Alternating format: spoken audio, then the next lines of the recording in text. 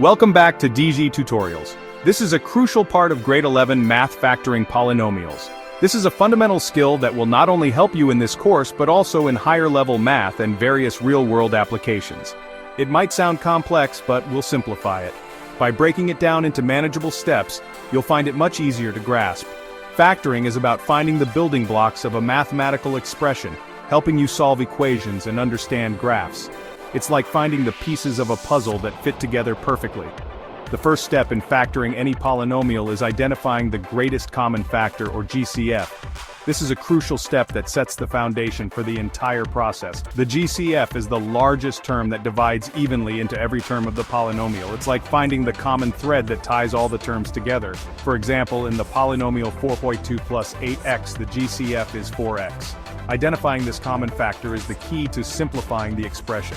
Once identified, factor it out by rewriting the polynomial with the GCF outside parentheses. This step makes the polynomial much easier to work with. For 4a2 plus 8x, dividing each term by 4x gives us x plus 2 inside the parentheses. This simplification is crucial for further steps. Factoring out the GCF simplifies the polynomial, making further factoring easier. It's like clearing the clutter before organizing your space. Always start with the GCF to avoid complicating the process or missing complete factorization. This initial step ensures you're on the right path. Think of it as tidying up before organizing further. Remember, GCF first. This approach will make your math journey smoother and more efficient. After factoring out the GCF, check if the polynomial inside the parentheses can be factored further. This is like finding another box inside a box. There might be more to uncover. The number of terms in the polynomial gives clues about the next factoring strategy. For instance, a two-term polynomial might be a difference of squares, while a three-term one might fit a trinomial pattern. This step-by-step process, GCF first, then analyze the remaining polynomial, makes factoring manageable. By breaking the problem into smaller pieces, you simplify the expression systematically.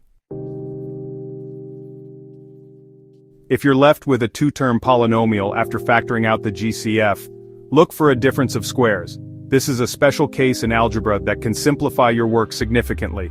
A difference of squares involves subtraction between two perfect squares. These are numbers or variables that can be expressed as the square of some other number or variable. Check for a subtraction sign and ensure both terms are perfect squares. This is crucial because it allows you to apply a specific factoring formula. For example, x2, 9 is a difference of squares because x2 and 9 are perfect squares. Here, x2 is the square of x, and 9 is the square of 3. Use the formula a2, b2 equals sign, a, b, a plus b, to factor it. This formula is a powerful tool that simplifies the expression into a product of two binomials. For x2, 9, a is x and b is 3, resulting in x, 3, x plus 3. This method can be applied to any difference of squares problem.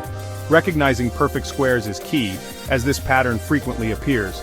Being able to identify them quickly will make your factoring much more efficient. Numbers like 1, 4, 9, and variables with even exponents are perfect squares.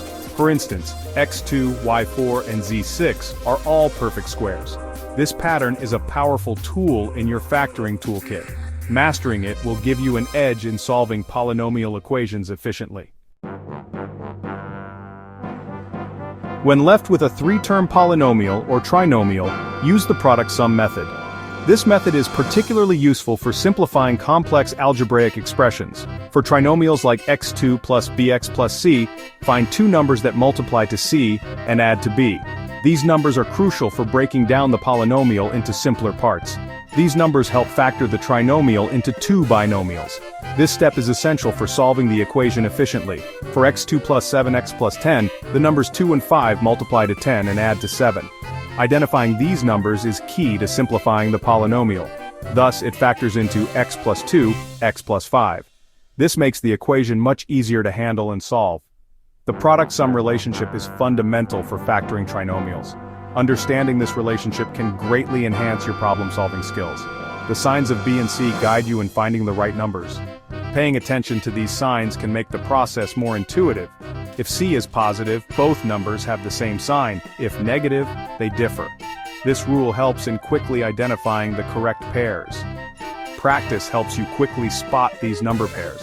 The more you practice, the more proficient you become at recognizing patterns. This method is a core technique for many trinomials. Mastering it will give you a strong foundation in algebra. Mastering factoring involves key strategies and looking ahead.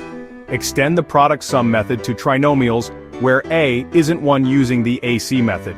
Always start by factoring out the GCF to simplify the problem at hand. For 2 terms, check for a difference of squares. For 3, use product sum or AC method.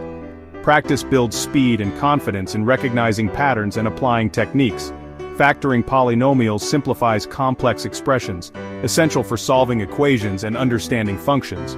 It lays the groundwork for advanced topics in calculus and beyond.